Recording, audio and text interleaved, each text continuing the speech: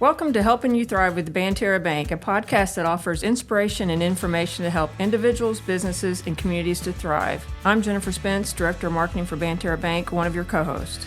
And I'm Ben Kraft, Commercial Officer at Banterra Bank and also a co-host. This episode is going to be a little different. We recently sponsored a Downtown Redevelopment Summit in Marion, Illinois, which featured panel discussions from individuals in Southern Illinois who are passionate about revitalizing their downtowns and why that is important for economic development. I believe a couple panelists are actually in this room today.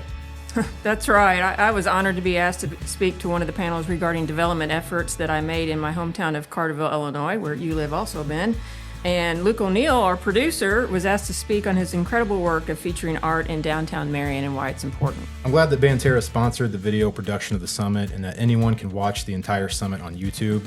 I found it super interesting, and being a resident of Carterville and observing the evolution over the years, I know the importance of revitalizing some of those downtown businesses and what it can do for a community. You know, that whole summit was really interesting, and I think it was inspiring, really, because it was just a room of like-minded individuals that we could trade stories on what we've learned and what we should do moving forward. So this podcast is going to show some of our favorite clips throughout that summit with our thoughts on the discussion. We'll start with the first panel, which was Lead with Purpose, Ignite Change in Your Community. Tying in with a great place to start, we're going to hear from Russ Williams, who manages Ethos Small Business Incubator in Marion, where we produce this podcast, said about those who want to make change in their community. Just start, even if it's just a small start, because I think in community development, community planning, and what I'm involved in now with downtown development, we just do a lot of processing, we do a lot of planning, we do a lot of thought, but you've got to start somewhere. You've got to take that initial step, which is incredibly uncertain. But if you wait for certainty, you're going to be waiting forever. You're going to be waiting a long, long time. So if you've got that energy and you've got that passion to do something, just do it. Even if you don't see the people around you that are jumping on board and supporting you, they may even be negative, just start. And that's the type of leaders that we need, those that will initiate. And you'll find that people will engage, people will be passionate, they will question what you're doing also. But that's what leaders do. Leaders step up and take risks. And so take that first step. Just start. That is so true. When I first had ideas for downtown Carterville, I had plenty of people who told me why the ideas would not work, whether it's a business for the downtown or even events like Christmas in Carterville. I had people telling me it's not going to work for downtown, and now it's one of the most popular events. So I think that's why I like the next point in this discussion made by Darla Harms of Darla Harms Leadership. One of the most important action steps to take is also to surround yourself with just the right people and the right support. John Maxwell says we become the average of the top 5 people we spend the most time with. It's called the law of the inner circle. So we want to surround ourselves with the right people, not who people tell us, but who are right for us in our authentic, reflective leadership journey. And just because they're so-and-so doesn't necessarily mean they're the right person. So it's taking the time to siphon that out. Make sure you're communicating expectations clearly. Often in leadership training and coaching that I've done, people say it's just common sense. Well, common sense is not common. So we have to tell people what it looks like and not assume that they understand they should be stacking chairs. And we also need to lead by example. You may be a great visionary, terrific. You should also stack the chairs. I love that. Leading by example, following the example of people, surrounding yourself with the right people, doing the little things like stacking chairs, things like that can become contagious, and having the right people around you is really important. That applies not only for downtown development, but especially true for your workplace and any organization, really. It really is. You really need people who inspire you, who raise the bar for you, who offer expertise that you don't have, who support your efforts. So I think that's so vital, like you said, not just for downtown development, but just any kind of movement that you're trying to do or workspace. The next panel discussion was titled Living Proof of Hometown Commitment, Part 1. This was the panel that I was on with colleagues from Murfreesboro and Anna, Illinois. All of us mentioned our passion about our hometown. But I thought Paula Maloney of Murfreesboro made a great point. Sometimes it takes fresh eyes to see the opportunities in our town. When we live in a place, we tend to live with the things that need to be improved, and we just overlook it. You really need to go into your area, your town, and look at it as a visitor. As fate would have it and love has it, I ended up back in Murfreesboro. And I believe many people, myself included, become blind to the plight of our declining communities as the population goes down. I believe you just accept it and you just kind of reflect on the old days, like Jennifer said, and you remember. But I think as a member of the community, you become blind to it. And all of a sudden years go by and people say, oh gosh, Murfreesboro or your hometown is not the same. Yeah, it's not. And you just accept it. So I remember having a light switch go off several times. I too was inspired by my parents. My father was a business owner in Murfreesboro and was very involved with civic organizations. And I watched him participate, not necessarily lead, but he led a business, but I saw him participate in many things, and I always knew that that's what it took. I come from a big family, and everybody has their part, and I always realized everybody has a part in the big play, so to speak. I've heard the phrase "be a tourist in your own hometown," because there's so many great things in our own backyard that people come here to see from other areas. So I think that really speaks to having the eyes of a visitor, like they mentioned. Having the eyes of a visitor is important. So when you drive into a town, is it welcoming, such as a nice welcoming sign? Is it clean? Do people take care of their property? Are there shops, restaurants, recreation opportunities? What kind of curb appeal does it have? All these items are so important for a community to thrive. So I thought the question of the panel, how do you balance local identity with modernization and growth? Which Yes, it's a tricky question. Yeah, I thought. It's tricky, and it's a lot to think about. But it's how do you keep the history in a building or community while also providing modern and current needs or expectations? Amy Mills with Murfreesboro's 17th Street Barbecue and Restaurant, Faye, answered this one first, and the clip also includes your answer as well as Dory Bigler of City of Anna. I think our project at Faye and the factory at 17th Street is really a perfect example of that. We really wanted to revitalize a building, restore something downtown, encourage other people to do the same thing, and we wanted it very much to look like it belonged. So the restoration was very important. We didn't want to just knock something down and build something totally different there. So, carefully spending money in the right ways, being really respectful of the history, but then thinking about what was that building. It was an old car dealership. So the front of the building became Faye, our coffee shop. There's very much a nod to kind of a mid-century modern look, a lot of car motifs, some very subtle design choices. And then the back end is a factory, again, a nod to the factory town that Murfreesboro once was. So if I could only do 5 more buildings like that and come up with 5 more businesses, I would love that. It's such a gratifying thing to look at that piece of architecture and know that it really does look like it used to look, but yet it's serving a very modern function today. I'm going to say that Faye is one of the best examples to that question, in my opinion, in that when you're doing renovation, we happen to be marketers, so I think that helps too, because if you just look at her logo, that's a nod to what would have been on a car kind of thing. But for me, I think I already spoke to that I try to repurpose the things that were in there, but I also realize that it needs to be a cool space, So I have 3 glass garage doors that were original to the building, but that's something you might see in a Nashville restaurant type of thing these days. I just think that's important to incorporate the history of it, put a nod to it. The back wall of the former Montgomery's Place building had industrial windows that had to be bulldozed, and obviously I have to go get new ones, but they need to look like that. I'm the lady that goes up to a building that I don't own with the camera, sending it to Randy Jones Glass, going, can you mimic this, in a new space? And so I think those kind of details are important, and you think they might not be noticed, but people take pictures of the hinges of my bathroom doors, and it just warms my heart that they notice that that's that's a reproduction, but it's one of an old one. So those kind of things matter. So as a city, a small town. We've experienced periods of growth and periods of decline.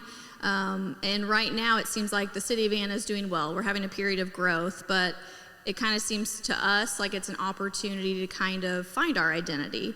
And we've been trying to do that. And we found some great artists in Murfreesboro, and we've been doing some historical murals to kind of pay homage to our history. We just redid our logo because the city of Anna, we're the home of the Annabelle, which is a hydrangea that 2 young girls found in the woods in the early 1900s. So we're trying to draw out some of the things from our past and make them more prevalent and make people that live in our town actually aware of these things that maybe they don't know. So I think we're kind of trying to rewrite some of our history and build upon that. I really love what they said, Amy and you, Jennifer and Dory, about the little nods and details that speak to the history of these projects, of these buildings. It'd be one thing just to scrape and rebuild and start fresh, new construction, all shiny and new. But that's not what you guys have done in these cases. There's a story behind something. There's a callback to what the building used to be. I've seen in your buildings, Jennifer, there's little details and you're saying, oh, this came from this, or this came from that, or this building used to be this. And I think that speaks to the care that each of you are putting into these projects to honor the history of what these buildings used to be in their surrounding areas too. Yeah, I appreciate that. I think that's part of the charm and the appeal too. We all need new construction, and those things are vital for an area, but we also need historic preservation, and that's where people want to have, their cup of coffee or their photo op or all those kind of things. So, when I walk into Fay that Amy mentioned, it looks like a cafe that you would see in New York or Chicago or whatever, but it also has a lot of historical elements and nods to it. So I think it's a key strategy that any developer or city should have. And I didn't know that about the city of Anna. That's something I learned today, where it got its name. Yeah, it's cool, isn't it? Pretty neat. Yeah, they're doing a great job. So the next panel, part 2 of Living Proof of Hometown Commitment, included the City of Mayor's Marion, Mike Absher, and owners of businesses and buildings in their downtown. Steve Fowler owns a heating and air conditioning company, but he and his wife made the investment in a large historic building that was formerly Woolworth's right on the square. It needed a lot of work. But he made it happen for a popular region restaurant, Seasonings, to move to Marion to this location. And wow, have you been there yet? Yeah, It's wonderful. beautiful. I go back and just what I said about Amy's, it looks like a space that you would see in New York, Chicago, or Nashville. And it's a great example of historic integrity combined with modernization. I like the point that Steve made in this next clip. The community got involved in it once they found out Seasonings was going to go in. And a lot of people said, hey, that'll never work in Marion. You got friends that own high-end restaurants, they're going to really be mad at you. And, there was my community input on that, because I don't think a lot of people thought it would happen. Because, if you've ever did a project, everyone wants to tell you that you can't do it, or you're building in the wrong spot, or your stuff doesn't look good enough, or whatever it may be. But the community, once they found this was really going to happen, we heard a lot of, we're really glad that's happening. In fact, what I did find out is if smart business people, don't hate their competition. That's kind of what a lot of people think. And so with me being told that I was going to lose a friendship over me bringing that restaurant in, well, I had a conversation with them, and that's Jeff Diedrich and Margaret, who own the Hideout. And you know what he said? He said, we might fill them for 30 days, but he said, after that, our business is going to get better, is how I truly feel it. And he said it's exactly how it worked out. Because maybe if somebody doesn't want to wait, or they can't get in, or whatever it is, they just go out to the Hideout, and vice versa. They don't want to wait at the Hideout, they can go to Seasonings. And many other restaurants. In fact, I talked to John Hill across the street, and John said his business is better. And there's a lot of food up on the square that wasn't there before, but I'm just saying, so it's good for the community, whatever goes in. I don't care what you do, somebody else comes in, and if you have a good business and you have a good product, it's just going to get better. So, that's how the community came to us or talked to us about, our building and seasonings. I really like the point that Steve made when it comes to the support of the community, the support that matters, and smart business people don't hate their competition. With anything, there's going to be a lot of naysayers for excuses or whatever reason you shouldn't do these projects. But it reminds me of the quote, "A rising tide floats all ships." Oh, absolutely. Right? And it's really great to see how everyone has worked together, even if they may be they might be a competitor in a certain industry. Or competitive in some way, they're still working together because they can see the long-term vision of how this is going to help everyone. I guess it's often why you see a Home Depot close to a Lowe's, right? Or Mayor Absher also spoke to this, using car dealerships as an example. He spoke to the original question, which was how to utilize community feedback, both negative and positive. What Steve's referring to is called an abundance mindset, I think. And the analogy I've always used, Jeff Mayer is a competitor of mine and a developer up here. Not sure if you feel the same way or not, but I bet you do. I've always said I'm in the car business as well. And I said the best thing that could ever happen to a car dealership is another big car dealership move right next door. Because you have some sort of a combination or synergy of advertising and just natural foot traffic and such. And that's what you're alluding to, is that abundance mindset. I've just come to the long-term conclusion this is the negative side of community feedback. Those that do not have an abundance mindset, that just want to tear you down, you just have to either ignore it altogether, let it flow off your shoulders, and not internalize some of that negativity, because I just don't think people that don't believe can be accretive to the whole process at the end of the day. They just either, that doesn't mean they're wrong. Maybe we're all wrong. They're doing these things.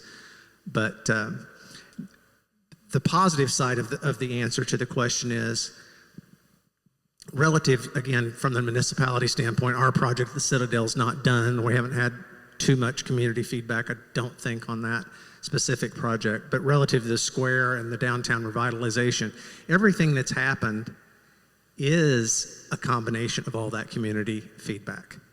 It did not start in the same form that it ended, and it has iterated and it has improved based on people saying it needs this, it needs that.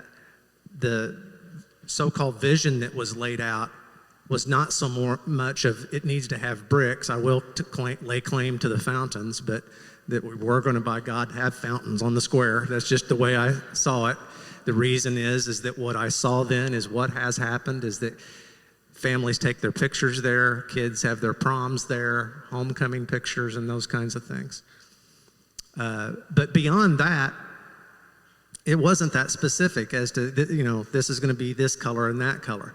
What the vision is this is going to be a hub again for commerce and activity. And what things do we have to do to attract people? Because you cannot have commerce where you do not have people. Yeah, so, another question in this panel was, what was the biggest challenges that you face? And boy, was I nodding my head a lot at these answers. I'm on my 4th building renovation in downtown Carterville, and what people need to know when they take on a project of historic renovation, whether it's a commercial building or a home, is you're basically peeling an onion. I mean, to me, that's sort of the fun part. But you will find challenges, whether it's termite damage, fire damage, structural issues, which I've found all 3, who knows what. But, one time I was hitting into sheetrock and there were live kittens behind the sheetrock that scared me to death. And it scared me to death because, one, I wasn't expecting live animals behind the sheetrock, but they were black and white. I thought they were skunks. One time I found electrical panel boxes with no cover on them that were behind the sheetrock with live wires hanging out. I mean, I'm telling you, if there was time to film some of this stuff, it would be the best Netflix series That's that not you a could regular watch. onion. That's like a scary onion. It is a very scary onion, but it's also fun too because you find cool wallpaper or writings and a little bit of the history. All these discoveries typically change your budget. Almost all of the panelists mentioned these challenges, and here's what Steve Fowler had to say about it. There's kind of a false sense of what all that's going to cost you when you approach what buying one of those buildings costs. And a fellow priced your building to me one time also. And you can't buy a car yet today for what he priced that building to me for. But Sherry and I called them demons. We needed a priest in there. That's all I can tell you. I'm not Catholic, but I've watched him operate on TV. And we needed one of those in there. Because it didn't matter what we uncovered. It was falling down. Now, it was all covered up, and you couldn't see it. And, I actually had some folks say, man, wait till you start tearing into that, you're going to be surprised. Well, I thought, well, I've been around construction all my life. I think I know what we're going to find. But they were right, and I was wrong. But anyway, with the help of a lot of good contractors, Ross Construction, these guys at Smith Hafley, we had a lot of good people help us with it.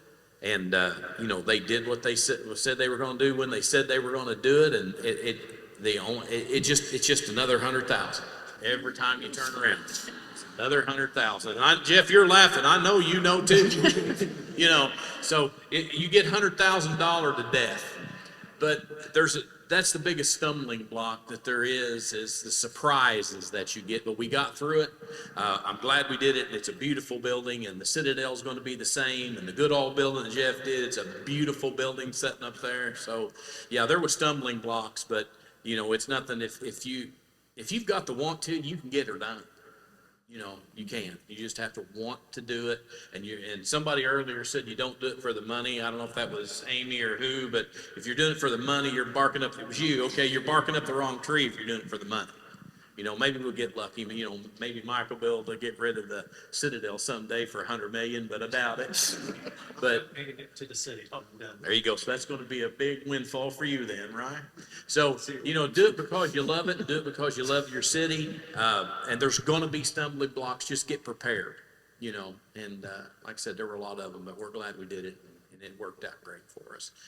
But I will say one thing more about that.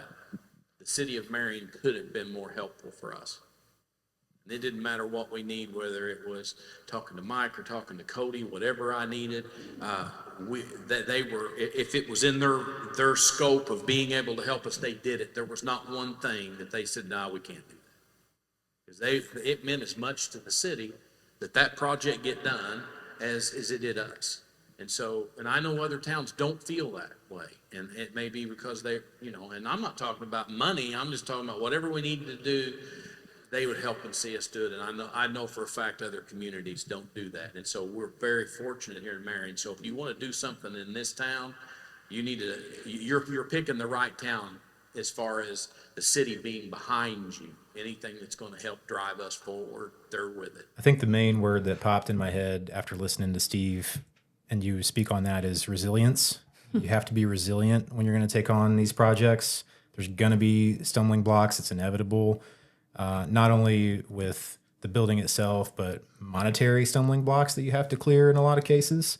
And if it wasn't for the passion that you all have for these projects, you probably wouldn't be able to get through it. And passion plus resilience. And like Steve said, if you can have those things, you can eventually get done what you'd like to get done. So it's funny you say that because I think you also have to be a little naive, because if you know everything that's going to happen to you, just like he said, people told me, but and I thought I knew, but I was wrong. But he's still glad he did it, and I think. The plumber asked me one time, how did you just keep doing it? Because, and I said, you just have to think you don't go from point A to point Z. You walk in there and this is what I'm going to tackle today. And then you have some fulfillment at looking at it and move on. So you really have to do it one step at a time, because if someone told me like, this is all you're going to encounter along the way. Oh yeah. It's overwhelming. That would scare me off. But if you just put one foot in front of the other and take them as they come, you can eventually get whittle away at it, right? Yeah. There's something about preserving history in the downtown areas, right, Jennifer? Yeah, there are a lot of reasons, and I mentioned this a little bit earlier, but part of it's nostalgia. It stirs up fond memories with longtime residents.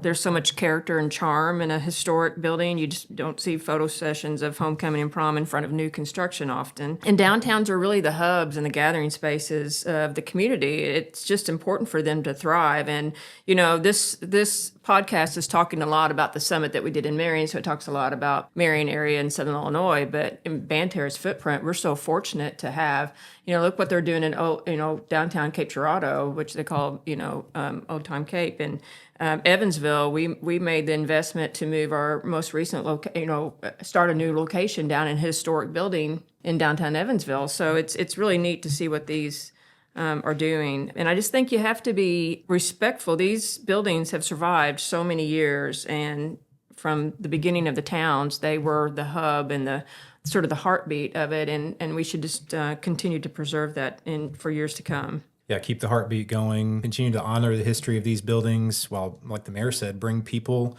If you're focusing on what can you do to bring people to areas, that's a way to look at it where they can really thrive. Mm-hmm. The next topic featured our very own producer and friend, Mr.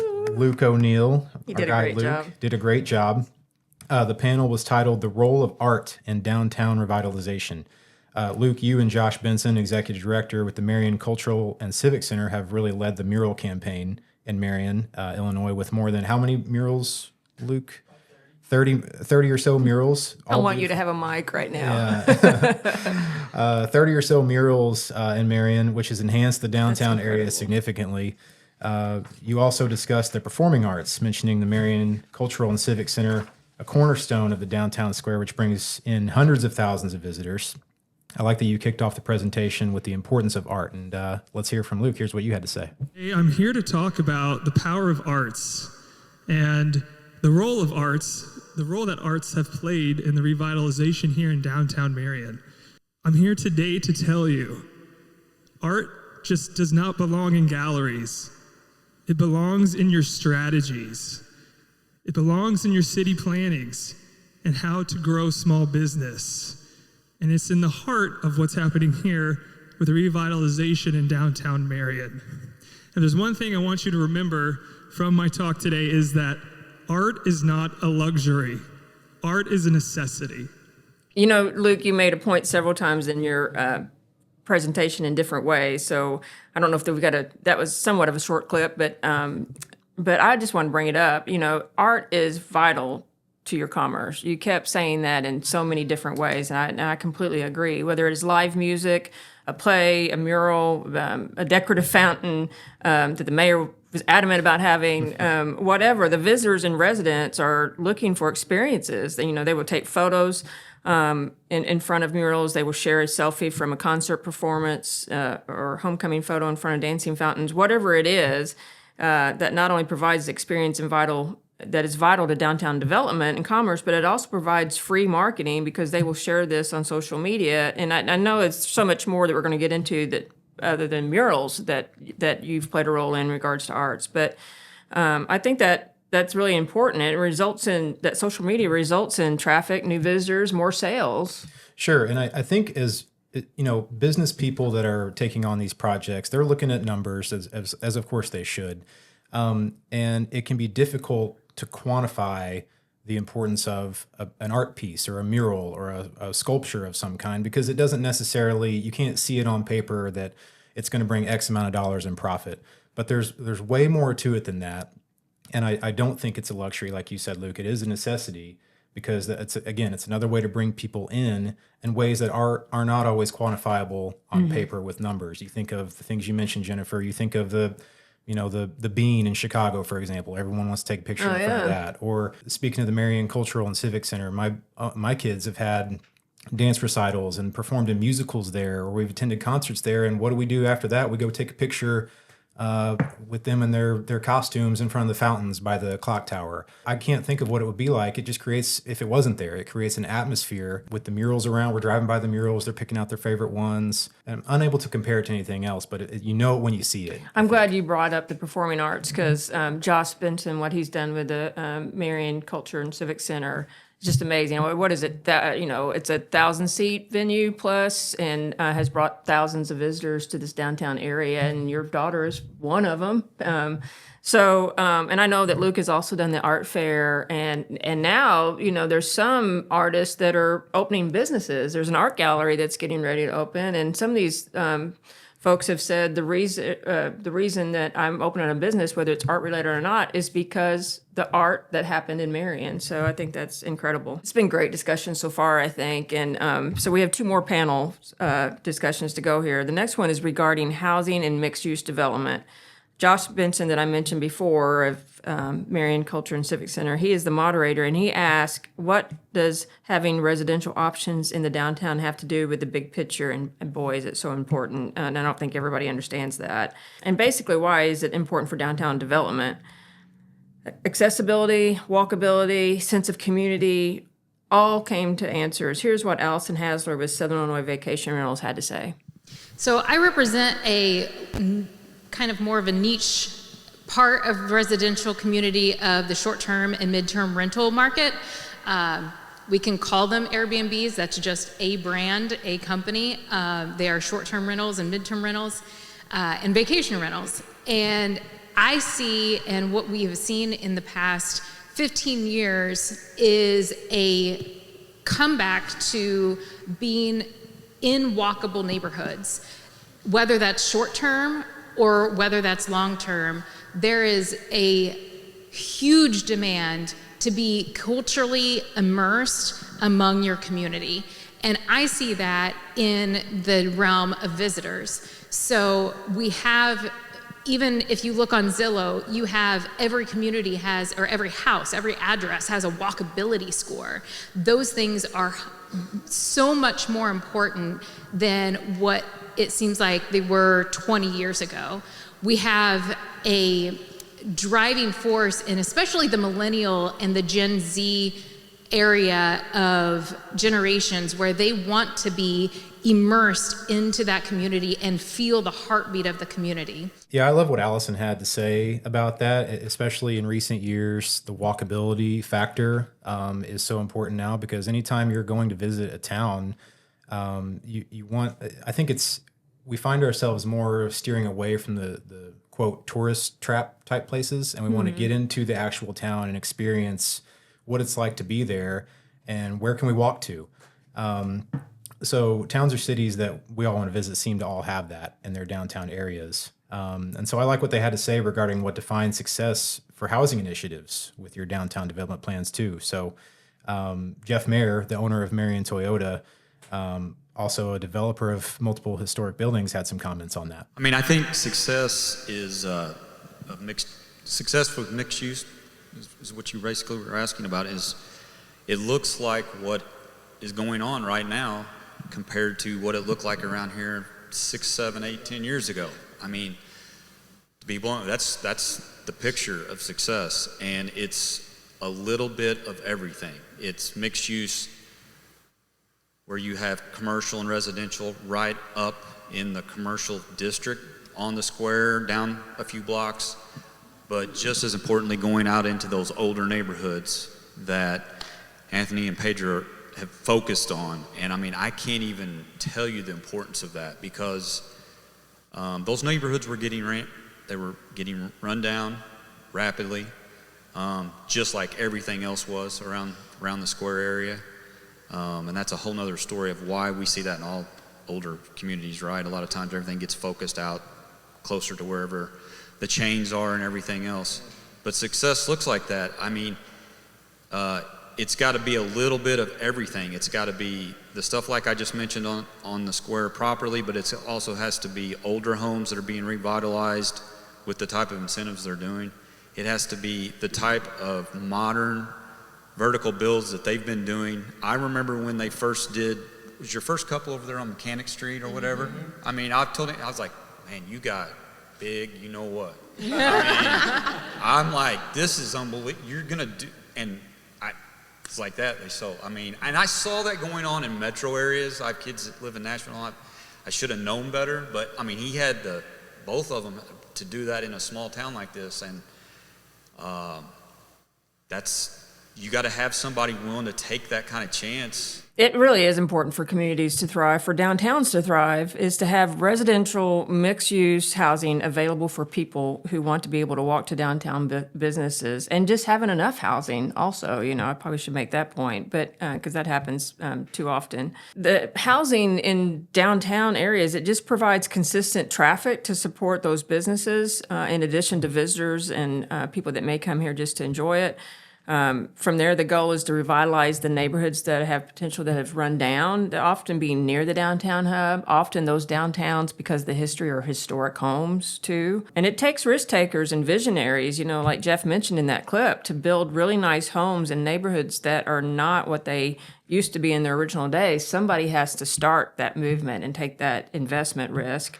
Cody Moak, who is the chief of staff for the city of Marion, he also mentioned in this panel the need for the ripple effect of this, that housing and new businesses need to be developed in neighborhoods surrounding the downtown and the commercial interstate areas, and connecting the two. I mean, we're so fortunate as Marion, an example of all the activity that's going near the interstate, but at the same time, they're doing such a great job here at their downtown, and I know that they are working on several different ways of connecting those two hubs. So, it's interesting. A local contractor said to me, you really don't need, housing just doesn't work in small towns in the downtown. It only works in the cities. And I just have to say that it's absolutely not true, and maybe even more vital for the small towns to have that, because they don't have the visitors that will be coming to of an appeal of a city, like to go to the Bean at Chicago. So I just think that's really super important for a downtown to be successful. Sure, it takes a variety of different types of projects, whether it's the commercial projects or the businesses, the residential housing, the mixed-use housing, the interstate proximity type businesses, along with the downtown type businesses. They can work hand in hand together. And I think once those things get started, there can be a lot of momentum and it can continue. So a lot of good stuff there. I wish we could share more clips. This was an all-day seminar that we're trying to condense into a short podcast. But the good news is that if you're interested in seeing the whole seminar, there is a place to do that. You can see it on YouTube and watch the entire thing, or pick out the parts that you like. So it's available. And can you tell us where we can find that, Jennifer? That's right. Actually, we're going to put the YouTube link for the entire episode in our show notes of our podcast. So just check that out, because it's full of great information, and we just pull what clips that we could. But Ben, I got to squeeze in one more clip. All right. I guess I'll let you. So the last panel was regarding telling your story and focused on social media and videography. Telling your story is a critical element of downtown development, and that is through social media, media releases and interviews, photos and videos of your story, or just when you're working on your downtown building, letting people come in and take a tour. I've done that often. It engages your audience. It shouldn't wait until you're open to tell your story. I've got a restaurant business that's about to open in my building. I'm like, you should have a Facebook page now and tell them about, how we're getting ready and building all of that up. It just engages the community with renovation projects through Facebook and Instagram. It would actually inspire others to do the same, maybe invest in a small business or historic building.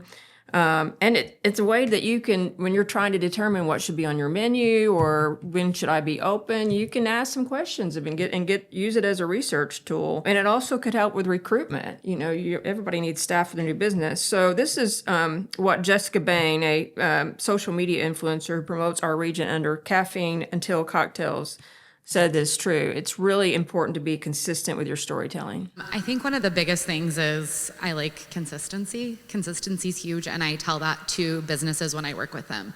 If you're gonna just do one campaign and we're working together and then not be on social media for the next 6 months, that doesn't help you do anything, right?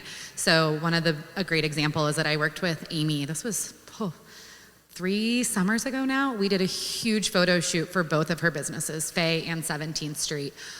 To this day, she still uses the photos from that, and that's consistency, right? She wasn't wishy-washy with the photos. She didn't just throw them away because she used them twice. I mean, there were 600 images, and she still, to this day, will utilize those photos. So what I tell businesses is to utilize the content you have, utilize what you can easily do. I talked to Pedra Franks, this was probably a year ago, and she was asking for ideas on what she could do for social media, and I was like, just take videos of you guys doing what you do every single day and use that in your content. and use what you have and those resources every single day. Like you said, you shared the willy-nilly life of a peach farmer. To you, it was nothing, but to everyone else, that's important. There is value in everything that a business owner does, and it's easy to use the content that's right in front of you. You don't have to, no offense, your content's beautiful, but you can easily create a video that's just, a time lapse of building a house and throw some really cool words on it or how-tos. There is so much value in everything that someone can create content with. I think just being consistent is going to be huge with that. Consistency makes perfect sense because it also builds trust and reliability with your product or your project with the view. So a lot of good stuff in there. I think we can go ahead and wrap it up, Jennifer.